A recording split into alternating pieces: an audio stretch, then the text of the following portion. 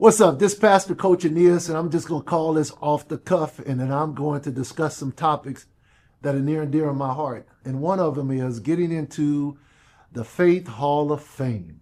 And what does that mean? I am in a real Hall of Fame, and it is the Pro Football Hall of Fame. How did I get there? Certainly not by me playing perfect games.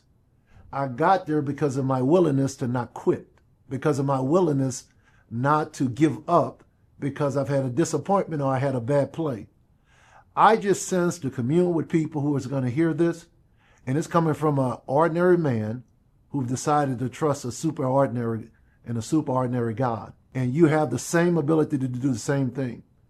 I just feel in my heart right now there's such a dearth or attack on men. And I'm saying men who have the ability to be leaders, men who have the ability to step up, and men who have the ability to get over bad plays. Part of it, I want you listening to this, make it an anthem that you are a mighty man. And I can say a mighty man of God, but you are a mighty man.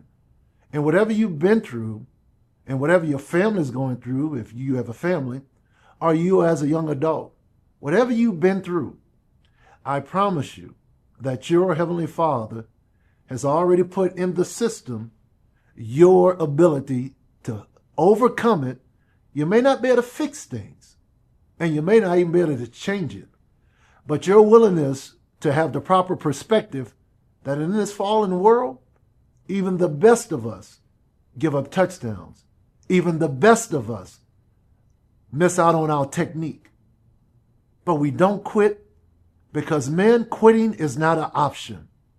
And we have here in our midst, our ministry, we call it the men's locker room.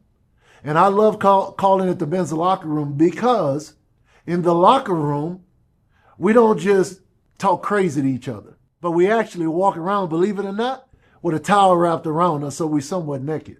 And the reason why I love the locker room is because it's not a bunch of people who've not done anything wrong or who've lived life perfectly. The locker room is an environment to come and get rid of all the false pretense. Allow yourself to be transparent. Because whether it's Pastor Aeneas or anyone else that's standing before you, is a high probability that you probably are thinking of us more highly than you should. So if you come into the locker room, and this locker room will be all over the world, but it's for men, ladies. Because sometimes, ladies, you need your man or a future man, or hopefully a future man, to get the information from someone other than yourself. That's right. You get to say, you heard that in the locker room. I've been saying it to you. Well, all God is doing is giving your man confirmation. So the last thing I want you ladies is telling them, see, I told you. No, let God have his business of dealing with your man or your future man.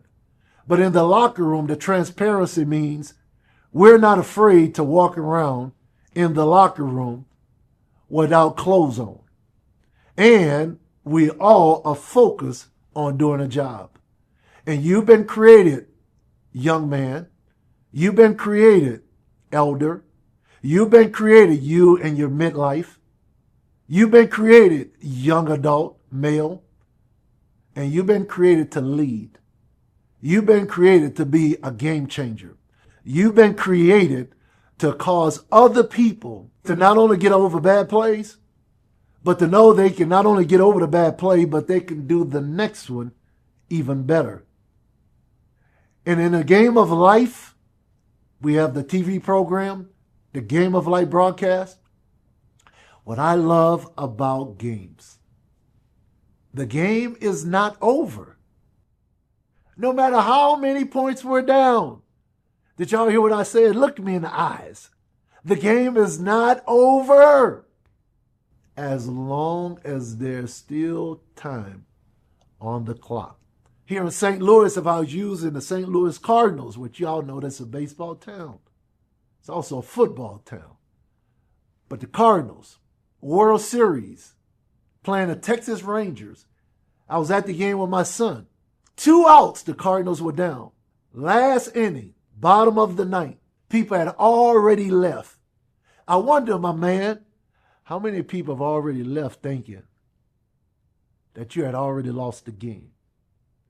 How many people left the stadium of your life when you still had one bat left? And his name is the local kid, David Freeze, who came up. And I mean, people were gone because everybody leaving. They think the baseball game is over. The Cardinals have lost. They're gone. And sometimes you have people in your lives, when they see you going through, when they see you struggling, when they see you being sifted, they're going to say like, we gone. And sometimes people need to be gone so you can become grown. So you can become the man that you're supposed to be, because you thought you needed so many other people to be in the stadium when you, David Freeze, 2 strikes, 2 outs, and the pitch comes in your life. And David, you decide that you're going to be a modern day David facing Goliath, that you've lost the World Series. And that's what giants do. They miscalculate false victories because they think it's because they winning that you lost. But David hit that ball, boom, out the park, just like you're going to do in your life. Because you're going to hear this, and you're going to say, man, that dude a Hall of Famer. But let me give you a few nuances about the Hall of Fame story. I walked on the team my junior year, a week before the season started, at the Southern University. And now I'm one of, I think it's 380 of us in the Pro Football Hall of Fame that just don't compete. It competes if you know what competition is. And that competition is for you to become the person God has called you to be. And for you to understand, in becoming that person, you and I may sin, we may miss it. We may have bad plays. But we're not going to allow 1 or 2 bad plays, or 3, or 4, to cause us to lose the game. So as I just spit out these verses to encourage you, I didn't quote a whole lot of Bible verses.